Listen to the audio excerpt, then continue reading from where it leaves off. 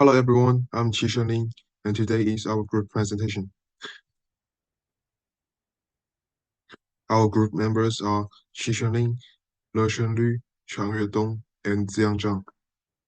Let's begin today's presentation. This page is where we present the China's background through three main areas. At the beginning, we will discuss about the impact of the globalization on China. First, global connectivity has allowed China to strengthen the links with the rest of the world, opening the door for new partnership and economic cooperation. Second, the cross-border trade and investment have served with China becoming the global leader in export and attracting the significant foreign investment. In summary, global export of goods and service, for example, rose sharply from $4.3 trillion in 1990 to $22.3 trillion in 2021, demonstrating the extent of the economic impact of the globalization. In the second part, we will introduce the impact of the globalization on China's economic structure, focusing on three key areas. First, the market reforms. China transitioned from the planned economy to a socialist market economy. This shift allowed the market force to play a large role in resource allocation while still maintaining government oversight in the sectors. Second, trade liberalization. China entered into the World Trade Organization in 2001, marked as a significant turning point as it became the world's largest exporter, integrating deeply into global supply chains. Finally, the foreign investment. Globalization attracted massive foreign direct investment into China, make further economic growth. In the third part, is about how globalization has impacted China's politics. First, the global government's participation. China has played an active role in global institutions such as WTO and G20. This, this has allowed China to engage in international decision-making and to strengthen its influence on global rules and standards. Second, the government reforms. China simplified its administrative procedures to bring them more in line with the world standard as a result of the globalization. This has facilitated the draw of the foreign investment. Third, the Belt and the Road Initiative. China is constructing trade lines and infrastructure across several continents as a part of the global infrastructure strategy to increase the influence internationally. In summary, globalization has put China's global political status and influence by increasing its participations in the international institutions, fostering closer political and economic ties with the other countries. After discussing these two questions, let's consider the challenge Australian companies may face when entering the Chinese market.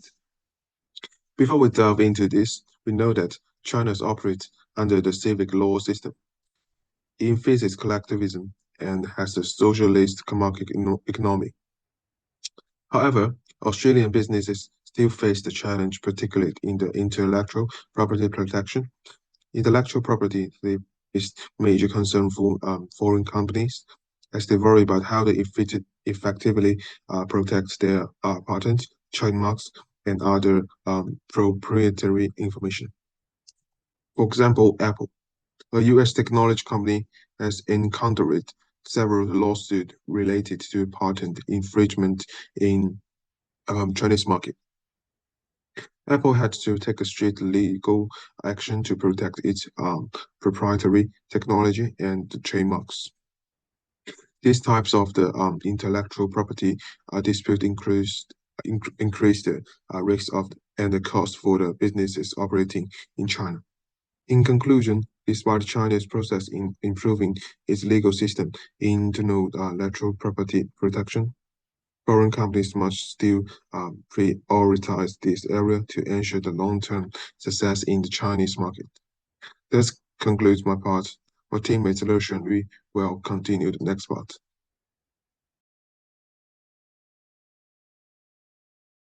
Today, China is positioned as a major global economic power due to the immense growth that it's experienced over the past few decades. Nonetheless, inequalities in economic and human development have to take into consideration the regional and demographic divides that exist in the country. Gross domestic product and GDP per capita are widely used to measure economic development, where Human Development Index is applied to measure human development taking into account health, education, and income.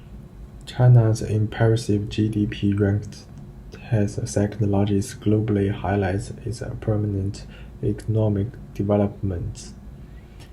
Nevertheless, GDP per capita reveals regional disparity in the broad spectrum. For example, Beijing and Shanghai cities have among the highest GDP per capita, meaning prosperous economic market compounded by significant structure and consumer market strength.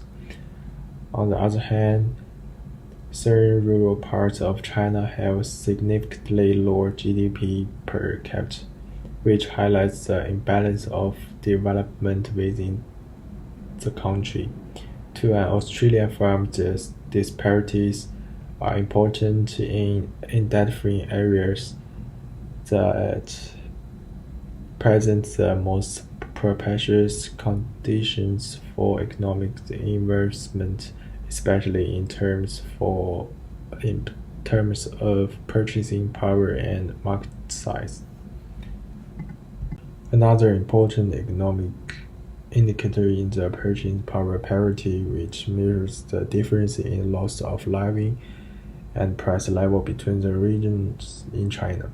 Cities like Guangzhou and Shenzhen have high PVPs, meaning the cities have a relatively higher cost of living with expanded consumer markets, whereas lower PVP could mean lower costs for farms. This could point at less developed markets and significantly lower purchasing power in those regions. Thus, PVP is a valuable tool to determine areas for operations that can be optimally achieved in terms of cost and market opportunities. China has also experienced remarkable growth in health indicators and life expectancy, especially in cities. The healthcare facilities are relatively advanced in cities, which has ensured better service rates and health standards. Nevertheless, there are challenges like inadequate healthcare centers in the rural area, which in turn affect human development. As a result, Australian firms may prefer regions with higher life expectancy and better healthcare service because they mean better productivity from employees and fewer social problems. Education is an indispensable component of Human Development Index and China boasts high levels of literacy and significant advances in education. Metropolitan areas have well-developed educational facilities and human capital, which is crucial for industries that rely on skilled labor. However, there are differences between the urban and rural contexts, with the latter having lower levels of literacy and education. These differences should be taken into account when choosing a location because areas with a higher education level will offer a more qualified and versatile workforce. In conclusion, where both GDP and HDI elements are significant, high HDI regions provide more advantages like well-educated workforce and sustainable social environment, which are essential for long-term strategic planning. We use Half-State Control Dimension Theory to assess the control distance between China and Australia. Power distance underscores a significant control difference. In China, there's a clear delineation between different levels of power. Authority figures are highly respected, and decisions often originate from the top. On the contrary, Australia values equality and open communication. Power is more evenly distributed, and there is an expectation of equal treatment across all levels of hierarchy. Both China and Australia have low uncertainty avoidance, indicating that both countries are highly adaptable to uncertainty and change. Australia may be more willing to take risks and accept change than Chinese. Chinese society is deeply collectivist. Individuals are tightly integrated into strong social groups, such as family and work units. Group harmony and maintaining relationships are important, while Australia is one of the world's most individualistic societies. Australia's value personal freedom, individual achievement, and independence. Both countries score relatively high on masculinity, but Australia might place more emphasis on balanced success with quality of life, while China is more focused on economic success and competition. Australia has short-term orientation, meaning that they're told to focus on the current needs and immediate outcomes rather than extensive long-term planning. But China has a strong long-term orientation, meaning that the society is focused on future rewards and value perseverance and substance efforts. There is a significant contrast between the two controls in this dimension. China is a restrained society where there is less emphasis on leisure time and gratification of desire. Social norms regulate behavior, and there is a great focus on maintaining order. Opposite, Australia is an indulgent society where freedom to enjoy life, leisure, and personal happiness is highly valued. They're more likely to act on their desire and pursue pleasure and enjoyment in their daily lives. Another concept is Rorschach's control clusters. China belongs to the Four Eastern Control Circle. People generally respect elders, superiors, and traditional customs, and emphasize collective harmony and loyalty. Deeply influenced by Confucianism, they attach great importance to responsibility and education. Australia belongs to the Anglo-Control Circle. People equality more and have relatively weak sense of hierarchy. They advocate participatory decision-making and an open communication arts view. As economic between China and Australia, particularly in trade and investment, have fostered a degree of control convergence. Western management style and consumer behaviors are increasingly popular in China, especially among younger generations.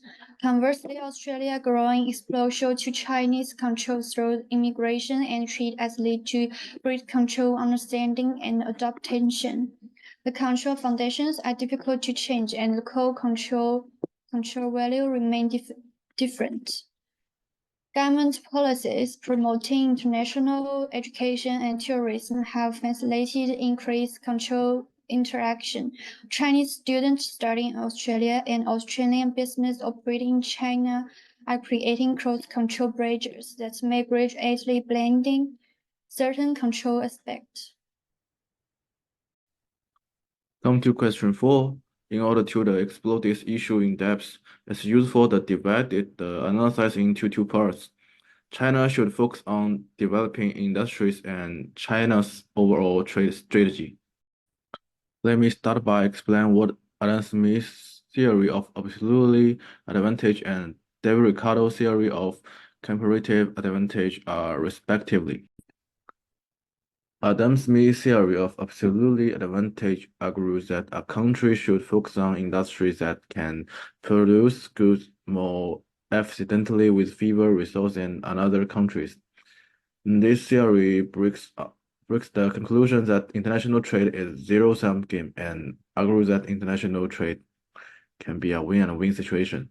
For example, when the production inputs of a country industry are less than its outputs, the country will make a strong effort to export the relevant commoditizing, thus stopping the production of another commoditizing and importing another commoditizing. And accounting to Smith's theory, by focusing on this industry, China can maximize efficiency in global trade. David Ricardo's later theory of comparative advantage argued that a country should focus on industry with the lowest opportunity cost, even if it's not the best on producing central goods. He emphasized a hegemonic situation in which a country had a especially well-developed production sector and an absolute advantage in any production activity. He argued that country should focus on industry in which they have a competitive advantage. By David Ricardo's theory, he means that the profitability of a country's inputs and outputs in that industry was higher than another country also had a advantage. For the China I'm discussing, I used the theory of absolutely advantage proposed by Adam Smith, which has benefit and weakness for my chosen Chinese building industry. For benefits, the first one, lower production costs. China's abundant labor and lower works allow shipbuilders to produce high quality ship at a competitive price, attracting international orders. Second one, economy of scales. Mass production and larger scales optimization lower unit costs, boosting competitiveness.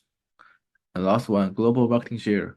With high efficiency and low cost, China leads a global shipbuilding market strategy, its influence in international trade. For the weakness, first, labor dependence. The low-cost labor advantage is temporary, as rising wages could erode by price benefit. Second, environment impact. Large-scale shipbuilding can cause pollution, leading to costly environment regulation and damaging China's global reputation. After understanding the industries that China should focus on, it will come to the second part, when the China energy in international trade, due to the China choice to use the theory of absolutely advantage proposed by Adam Smith. China's Ministry of Industry and Information Technology realized the last data on the shipbuilding industry, in which China's three major indicators of the shipbuilding industry ranked it first in the world for 14 consecutive years, making China the only country in the world to achieve overall growth in all three indicators. This has led to Chinese-made ship sailing around the world. The scale of production in China's shipbuilding industry has resulted a big and wide industrial structure, enabling China to respond quickly to changing the demand in the global market and unusual that it means competitive in various shipbuilding sectors. And last part, the following are the trade policy choices correctly adopted by the Chinese government and the international trade theories they support. This is our reference. Thank you for watching.